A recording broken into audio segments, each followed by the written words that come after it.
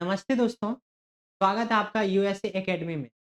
आज हम लोग जिस पाठ को पढ़ने वाले हैं, उस पाठ का नाम है अर्धनारीश्वर। अब इस अर्धनारीश्वर पाठ को प्रारंभ करने वाले हैं।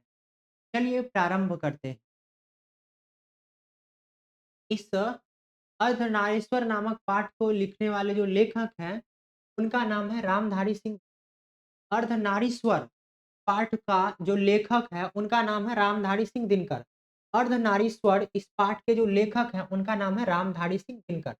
अर्धनारीश्वर, अर्धनारीश्वर के लेखक कौन है? रामधारी सिंह दिनकर। अर्धनारीश्वर इस पाठ के लेखक कौन है? तो रामधारी सिंह दिनकर। रामधारी सिंह दिनकर पाठ के लेखक कौन है? तो रामधारी सिंह दिनकर हैं। अर्धनारीश्वर इस पाठ के लेखक कौन है? रामधारी सिंह दिनकर। आइए देखते हैं रामधारी सिंह दिनकर जी का जन्म कब हुआ है, का निधन कब हुआ है, के परिवार के बारे में जानते हैं। रामधारी सिंह दिनकर जी का जो जन्म हुआ है, उनका जन्म हुआ है 23 सितंबर 1908 को। रामधारी सिंह दिनकर का जो जन्म हुआ है 23 सितंबर, कब हुआ है? 23 सितंबर, 23 सितंबर 1908 को। रामधारी सिंह दिनकर का जो जन्म हुआ है, वह कब हुआ है? 23 सितंबर 1908 को। रामधारी सिंह दिनकर का जन्म होता है 23 सितंबर 1908 को। कब जन्म होता है? 23 सितंबर, 23 सितंबर 1908 को। 1908 को रामधारी सिंह दिनकर का जन्म होता है 23 सितंबर 1908 को। रामधारी सिंह दिनकर का जन्म होता है 23 सितंबर 1908 को। इनका निधन कब हो जाता है, यानी कि इनका मृत्यु कब हो जाता है? तो 24 अप्रैल 1974 को। 24 अप्रैल 1974 को। जिस समय देश में आपातकाल लागू हो रहा था, यानी कि 1975 में, तो 1975 से 1 वर्ष पहले यानी कि 1974 में इनका क्या हो जाता है? निधन हो जाता है। यानी रामधारी सिंह दिनकर का निधन कब हो जाता है? 24 अप्रैल 1974 को। 24 अप्रैल 1974 को इनका क्या हो जाता है? निधन हो जाता है। इनका जन्म कब होता है? 23 सितंबर 1908 को और इसका निधन कब हुआ? 24 अप्रैल 1974 को। 24 अप्रैल 1974 को। निधन कब होता है? 24 अप्रैल। 24 अप्रैल 1900 कब? तो 74 को, 1974 को। इसका जन्म कब होता है? 23 सितंबर 1908 को और निधन कब हुआ? 24 अप्रैल 1974 को। 24 अप्रैल 1974 को। आइए, आगे देखते हैं। इनका जन्म स्थान क्या है? मतलब इनका जन्म कहाँ हुआ था? इनका जन्म स्थान क्या है? इनका जन्म कहाँ हुआ था? इनका जन्म हुआ था सिमरिया में। सिमरिया बेगूसराय बिहार। कहाँ पर इनका जन्म हुआ था? सिमरिया में। सिमरिया यानी कि बेगूसराय में जो जगह है, सिमरिया बेगूसराय। जन्म स्थान क्या है? तो सिमरिया बेगूसराय बिहार। का जन्म स्थान क्या है? याद रखिएगा, सिमरिया बेगूसराय बिहार। तो पहले हम ये देखेंगे कि जो अर्धनारीश्वर है, इस पाठ के लेखक कौन है? तो रामधारी सिंह दिनकर हैं। अर्धनारीश्वर जो है, इनके लेखक कौन है? अर्धनारीश्वर, इसमें ईश्वर है, ईश्वर नाम छिपा हुआ है और ईश्वर कौन है? तो भगवान राम है। याद रखिएगा, अर्धनारीश्वर यानी कि राम, अर्धनारीश्वर यानी कि राम, रामधारी सिंह दिनकर। अर्धनारीश्वर पाठ के लेखक कौन है? रामधारी सिंह दिनकर जी हैं और रामधारी सिंह दिनकर का जन्म कब हुआ है? 23 सितंबर 1908 को। रामधारी सिंह दिनकर का जन्म कब होता है? 23 सितंबर 1908 को और इनका निधन कब हो जाता है? 24 अप्रैल 1974 को। आइए आगे देखते हैं। इसका जन्म स्थान क्या है? तो सिमरिया बेगूसराय बिहार। जन्म स्थान क्या है? तो याद रखिएगा, सिमरिया है, बेगूसराय, बेगूसराय बिहार। आगे आइए। माता जी का नाम क्या है? तो मनरूप देवी, यानी कि रामधारी सिंह दिनकर जी जो माता जी थी, वो कौन थी? मनरूप देवी। रामधारी सिंह दिनकर जी की जो माता थी, वो कौन थी? मनरूप देवी। और पिताजी कौन थे? रवि सिंह। पिता थे रवि सिंह और माता जी कौन थी? मनरूप। आइए देखिए, रामधारी सिंह दिनकर किस पाठ को लिखे हैं? अर्धनारीश्वर। ईश्वर से ले लीजिएगा राम, अर्धनारीश्वर के लेखक हो जाएंगे रामधारी सिंह दिनकर जी। का जन्म होता है 23 सितंबर 1908 को। इनका निधन हो जाता है 24 अप्रैल 1974 को। जन्म स्थान क्या है? सिमरिया बेगूसराय है। माता जी का नाम मनरूप देवी। देखिए, राम, माँ से मनरूप ले लीजिएगा, राम रामधारी सिंह है, माँ से मनरूप देवी, इनके कौन हो जाएंगे? माता जी हो जाएंगी। और क्या है? रामधारी सिंह के रामधारी सिंह के जो पिताजी हैं, वो कौन है? रामधारी रवि सिंह। रामधारी और इनके पिताजी कौन है? रवि सिंह। याद रहेगा, माताजी मनरूप देवी, पिताजी रवि सिंह। माताजी का नाम क्या है? मनरूप देवी और पिताजी का नाम क्या है? पिताजी का नाम है रवि सिंह। आइए, एक बार पुनः देखते हैं। रामधारी सिंह दिनकर का जन्म होता है 23 सितंबर 1908 को। जन्म होता है 24 अप्रैल 70 को।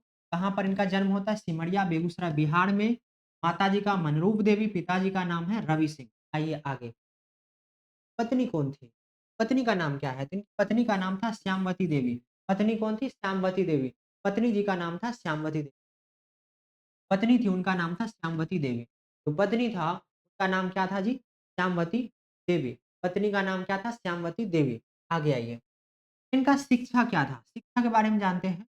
प्रारंभिक शिक्षा गाँव में, सबका गाँव में ही होता है। शुरुआत में प्राइमरी शिक्षा कहाँ होता है? गाँव में। प्रारंभिक शिक्षा गाँव में होता है और उसके आस-पास होती है। 1928 में, कब? 1928 में। 1928 में मोकामा घाट रेलवे हाई स्कूल से क्या किया? मैट्रिक करते हैं। मैट्रिक कब करते हैं? 1928 में। 1928 में मोकामा घाट रेलवे हाई स्कूल से मैट्रिक किए और 1932 में पटना कॉलेज से बीए किए। बीए ऑनर्स, ऑनर्स क्या था इनका? इतिहास था। याद रखिएगा, मैट्रिक करते हैं 1928 में और बीए ऑनर्स इतिहास से कब करते हैं? 1932 में। एक बार फिर से रिवीजन करते हैं, फिर आगे बढ़ेंगे। अर्धनारीश्वर, ईश्वर है रामधारी सिंह। अर्धनारीश्वर, ईश्वर से याद रखिएगा राम, रामधारी सिंह दिनकर इनके लेखक हो जाए। रामधारी सिंह दिनकर का जन्म कब होता है? आप याद रखिएगा 23 सितंबर 1908 को। 23 सितंबर 1908 को। का निधन कब हो जाता है? 24 अप्रैल 1974 को। कहाँ है जन्म स्थान? सिमरिया, बेगूसराय, बिहार। उसके बाद याद रखिए इनकी माताजी कौन थी? रूप देवी। पिता कौन थे? रवि सिंह। की पत्नी कौन थी? श्यामवती देवी। रामधारी सिंह दिनकर के जो पत्नी थी, वो कौन थी? श्यामवती देवी। अब आगे आइए, आगे क्या लिखा है? आगे है शिक्षा। प्रारंभिक शिक्षा गाँव में होता है और उसके आस-पास होता है। 1928 में ये क्या किए? मैट्रिक करते हैं।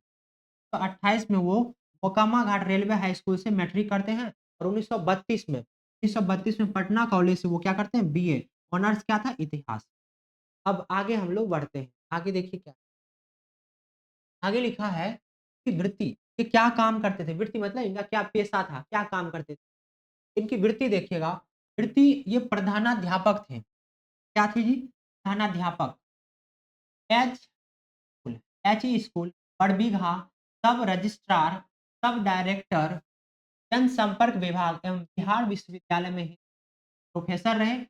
भागलपुर विश्वविद्यालय में वो उप कुलपति रहे और हिंदी सलाहकार के रूप में भी वो कार्य करते। तो आइए एक बार देखते हैं वो क्या-क्या है, इनका काम क्या था? वृत्ति में देख काम क्या है तो प्रधानाध्यापक रहे, एचई, बड़बीघा, सब रजिस्ट्रार, सब डायरेक्टर, उसके बाद जनसंपर्क विभाग एवं बिहार विश्वविद्यालय में हिंदी प्रोफेसर रहे। भागलपुर विश्वविद्यालय में ये क्या रहे? उपपति रहे और हिंदी सलाहकार के रूप में कार्य किए। आगे देखिए क्या लिखा है। साहित्यिक अभिरुचि मतलब साहित्य, किताब रचने में, किताब लिखने में क्या रुचि थी? क्या-क्या किए? साहित्यिक अभिरुचि। 1925 में छात्र सहोदर में पहली कविता प्रकाशित, याद रखिएगा 1925 में इनकी पहली कविता प्रकाशित होती है, कहाँ पर? छात्र सहोदर में। कहाँ पर? छात्र सहोदर में पहली कविता प्रकाशित होती है। कब होती है? 1925 में। 1925 में पहली कविता प्रकाशित होती है। 1925 में पहली कविता प्रकाशित होती है। आगे। देश, पटना, प्रकाश, बेगूसराय, प्रतिमा, कन्नौज में छात्र जीवन में अनेक रचनाएँ प्रकाशित। 21 वर्ष की अवस्था में पहली कविता पुस्तक रणभंग प्रकाशित होती है। 21 वर्ष की अवस्था में, 21 वर्ष की अवस्था में देखिएगा पहली कविता का नाम क्या था? रणभंग। पुस्तक का क्या नाम है जी? रणभंग। तो 21 वर्ष की अवस्था में पहली कविता पुस्तक रणभंग प्रकाशित होता है। 21 वर्ष की अवस्था में याद रखिएगा रणभंग प्रकाशित होता है, रणभंग। आगे आइए, कृतियाँ देखते हैं कौन-कौन सी कृतियाँ हैं। तो प्रमुख काव्य कृतियाँ, कविताएँ कौन-कौन सी हैं? सबसे पहले रणभंग है, कब लिखा गया है? 1900 पहला है प्रणभंग, दूसरा है रेणुका, फिर है हुंकार, रसवंती, कुरुक्षेत्र, रश्मिरथी, नीलकुसुम और आगे है उर्वशी, परशुराम की प्रतीक्षा, कोमलता और कवित्व, हाड़े को हरिनाम आदि। ये सब इनकी कविताएँ हैं। कविताएँ को फिर से एक बार रिपीट कर रहे हैं, देख लेते हैं कौन-कौन सी इनकी कविताएँ हैं। पहला तो है रणभंग, रेणुका, हुंकार। रणभंग, रेणुका, हुंकार। रणभंग, रेणुका, हुंकार, रसवंती, कुरुक्षेत्र, रश्मिरथी, नीलकुसुम। उर्वशी, परशुराम की प्रतीक्षा, कोमलता और कवित्व, हाड़े को हरिराम। कौन-कौन सी इनकी रचना है, एक बार पुनः देख लेते हैं। की रचना है, कविता में कौन-कौन सी है? याद रखिएगा, प्रणभंग है, रेणुका है, हुंकार है, रसवंती है, कुरुक्षेत्र है, रश्मिरथी, नील कुसुम और उसके बाद है उर्वशी, परशुराम की प्रतीक्षा, कोमलता और कवित्व। हाड़े को हरिराम, ये इनकी। अब आगे बढ़ते हैं। आगे देखिए, प्रमुख गद्य कृतियाँ। अब गद्य में क्या-क्या लिखे हैं? गद्य में है मिट्टी की ओर। गद्य में पहला है मिट्टी की ओर, दूसरा है अर्धनारीश्वर, जिसे आपको पढ़नी है। अर्धनारीश्वर क्या है? एक गद्य है। याद रखिएगा, पहला है मिट्टी की ओर, है अर्धनारीश्वर। तो कब? 1952 में। 1952 में ये प्रकाशित होता है या फिर लिखा गया है, 1952 में। गद्य कृतियों में मिट्टी की ओर है, दूसरा है अर्धनारीश्वर।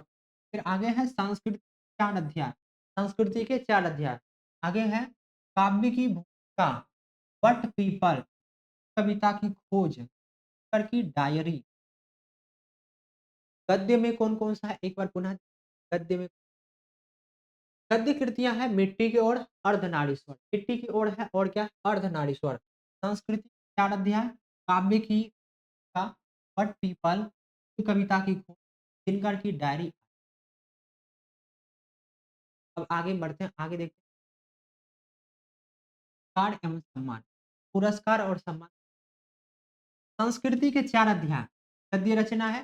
संस्कृति के 4 अध्याय पर इन्हें साहित्य अकादमी पुरस्कार मिलता है। ध्यान रखिएगा, गद्य रचना है, गद्य रचना कौन है? संस्कृति के 4 अध्याय पर इन्हें क्या मिलता है? साहित्य अकादमी पुरस्कार। उर्वशी पर इन्हें मिलता है भारतीय ज्ञानपीठ पुरस्कार। उर्वशी पर मिला इन्हें भारतीय ज्ञानपीठ पुरस्कार और संस्कृति के 4 अध्याय पर क्या मिलता है? साहित्य अकादमी पुरस्कार। और फिर आगे देखिए, राज्यसभा के सांसद भी रहे हैं, पद्म भूषण एवं कई अलंकारों से सम्मानित भी रहे हैं, राष्ट्र कवि के रूप में समादूत है। राष्ट्र कवि भी इन्हें कहा जाता है। याद रखिएगा, राष्ट्र कवि कौन है? तो रामधारी सिंह दिनकर। राष्ट्र कवि इन्हें क्यों बोला जाता है? आपको फील हो जाएगा जब आप अर्धनारीश्वर को पढ़ेंगे। अर्धनारीश्वर इतने गजब तरीके से लिखे ही गए हैं कि आपको लगेगा कि सच में इन्हें राष्ट्र कवि कहा ही जाना चाहिए था। तो राष्ट्र कवि, राष्ट्र कवि कौन लिखे हैं? रामधारी सिंह दिनकर जी लिखे। राष्ट्र कवि कौन लिखे हैं? तो रामधारी सिंह। आगे आइए। राष्ट्र कवि रामधारी सिंह दिनकर, इसे अब जितना इम्पोर्टेंट था उसे बता दिया। अब इसे हम थोड़ा स्पीड में पढ़ लेते हैं, तो भी हो सकता है, देख लीजिए। राष्ट्र कवि रामधारी सिंह दिनकर जितने बड़े कवि थे उतने ही समर्थ गद्यकार भी थे। के गद्य में भी उनकी कविता के गुण ओज, पौरुष, प्रभावपूर्ण, वाग्मिता और धर्मिता आदि उस सहजता और प्रवाह के साथ मुखरित होते हैं कि कविता और गद्य दोनों में उनके व्यक्तित्व एक जैसी गहरी छाप है। भाषा कुछ भी छिपाती नहीं है, सब कुछ उजागर कर देती। अब यह पाठकों, श्रोताओं की ग्रहणशीलता पर निर्भर है कि वह कितनी जागरूक और चौकन्ना है। उनकी पराक्रमी वाणी में सन्नाटे और मौन के सक्रिय निषेध का बल भी है। गोया वह उठ खड़ी हुई वाणी हो। अब आगे देखिए क्या लिखा है। दिनकर छायावाद उत्तर युग के प्रमुख कवि। ये ध्यान रखिएगा, यहाँ से प्रश्न बन सकता है। दिनकर युग के कवि हैं, तो छायावाद उत्तर किस युग के हैं? छायावाद उत्तर युग के प्रमुख। वे भारतेंदु युग से प्रवाहमान राष्ट्रीय भावधारा के एक महत्वपूर्ण आधुनिक कवि हैं। ये भी ध्यान रखिएगा, ये कहाँ के हैं? आधुनिक कवि हैं और क्या हैं? छायावाद उत्तर कवि। आधुनिक कवि हैं और छायावाद उत्तर कवि हैं। आधुनिक कवि और छायावाद उत्तर। 1850 के बाद जिनकी रचना है, आधुनिक आ जाएँगे। आधुनिक कवि भी हैं, छायावाद उत्तर कवि हैं। कविता लिखने की शुरुआत उन्होंने 30 के दशक में कर दी थी। 30 के दशक मतलब 1930। 1920 से 1930 के बीच लिखने का प्रारंभ कर दिए थे। बोले 30 के दशक में ही कर दी थी, किंतु अपनी संवेदना और भावबोध से वे चौथे दशक के प्रमुख कवि के रूप में जाने गए। उन्होंने प्रबंध लिखा, मुक्तक, गीत प्रगीत, काव्य नाटक इत्यादि अनेक काव्य शैलियों में सफलतापूर्वक उत्कृष्ट रचनाएँ प्रस्तुत। प्रबंध काव्य के क्षेत्र में छायावाद के बाद के कवियों में उनकी उपलब्धियाँ सबसे अधिक और उत्कृष्ट हैं। भारतीय और पाश्चात्य साहित्य का अध्ययन, अनुशीलन विस्तृत एवं गंभीर है। उसकी छाप उनके काव्य और गद्य दोनों पर है। स्वभावतः गद्य पर अधिक स्पष्ट और मुखर है। जातीय महाकाव्य महाभारत और व्यास की कवित्व प्रतिभा का दिनकर पर वैभववर्धक वैभववर्धक प्रभाव है। दिनकर में इतिहास और सांस्कृतिक परंपरा की गहरी चेतना है और समाज, राजनीति, दर्शन का वैश्विक परिप्रेक्ष्य बोध है, जो उनके साहित्य में अनेक आगे आइए साहित्य में अनेक गद्य के क्षेत्र में दिनकर ने अनेक उल्लेखनीय कृतियां दी हैं, जो अनेक अर्थों में उनके युग की उपलब्धि भी मानी जा सकती है।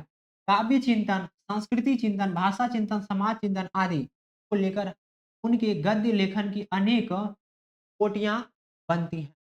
उनके गद्य में विषय वस्तु, शैली, विधा और गद्य रूप की दृष्टि से पर्याप्त वैविध्य है। सामान्यतः उनका साहित्य, विशेषकर गद्य साहित्य संबोधित साहित्य है। लेखक जनता है लेखक जानता है कि वह किनके लिए लिख रहा है। उसकी रचना उस तक मनचाहे रूप में संप्रेषित हो जाती है। स्वभावतः दिनकर के साहित्य में एक प्रत्यक्षता और गर्माहट है। आगे आइए।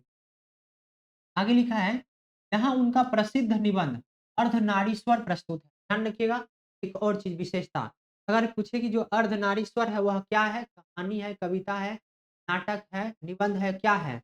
अगर आपसे ऐसा प्रश्न करता है तो आप बताइएगा क्या है ये? अर्धनारीश्वर क्या है? तो यह एक निबंध है। अर्धनारीश्वर क्या है? एक निबंध है। अर्धनारीश्वर क्या है? एक निबंध है। ये याद रखिए, यहाँ से प्रश्न बनेगा। अर्धनारीश्वर एक निबंध है। अर्धनारीश्वर भारत का एक मिथकीय प्रतीक उठा है, लेकिन बहुत कुछ सच्चाई को दिखाता है। झूठी कहानी है, झूठा निबंध है, लेकिन सच्चाई को दिखाता है।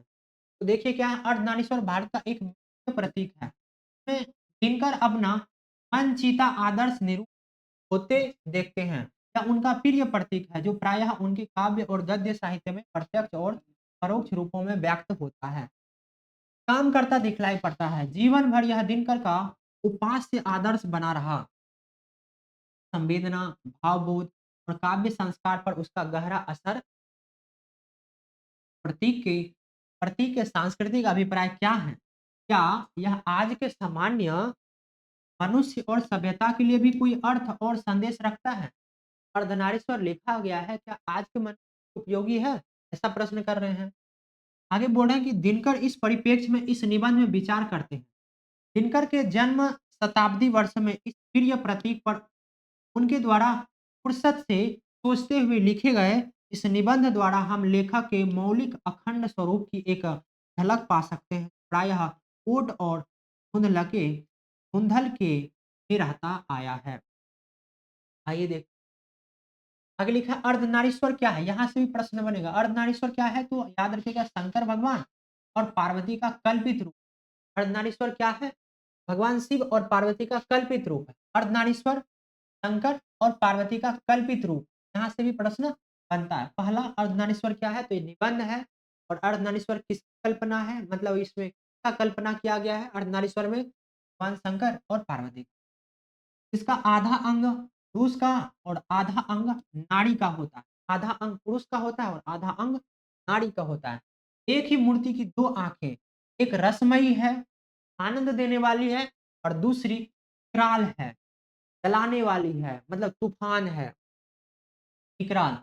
एक ही मूर्ति की दो भुजाएं हैं, एक त्रिशूल उठाए, दूसरी की पहुंची पर चूड़ियां लगी हुई है। एक त्रिशूल उठाए हैं और दूसरे पर क्या है? चूड़ियां लगी हुई।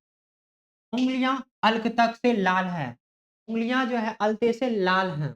आगे बोल रहे हैं, एवं एक ही मूर्ति के 2 पाँव हैं। एक जालीदार साड़ी से आवृत है और दूसरा बांधवर से ढका हुआ है। एक हाथ में डमरू है, एक में बीना परम उदार। एक नयन में गरल, एक में संजीवन की धार।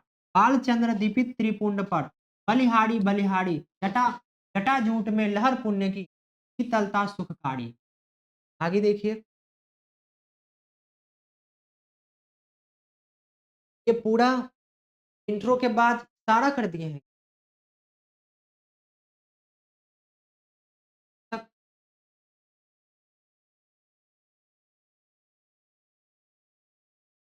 क्योंकि केवल इंट्रो रहेगा लेखक का, लास्ट का।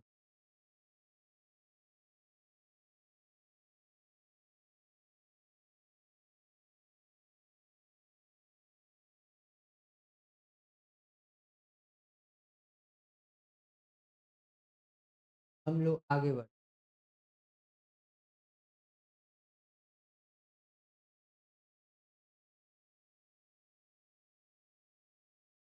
तो यहाँ से हम लोग अगले वीडियो में पढ़ेंगे। यहाँ से पाठ का प्रारंभ होता है। तो अर्धनारीश्वर पाठ है, यहाँ से प्रारंभ होता है। इससे पूर्व जो था अर्धनारीश्वर के जो लेखक हैं शंकर जी का परिचय था। के बारे में हम अगले के लिए इतना ही। जय हिंद, जय भारत।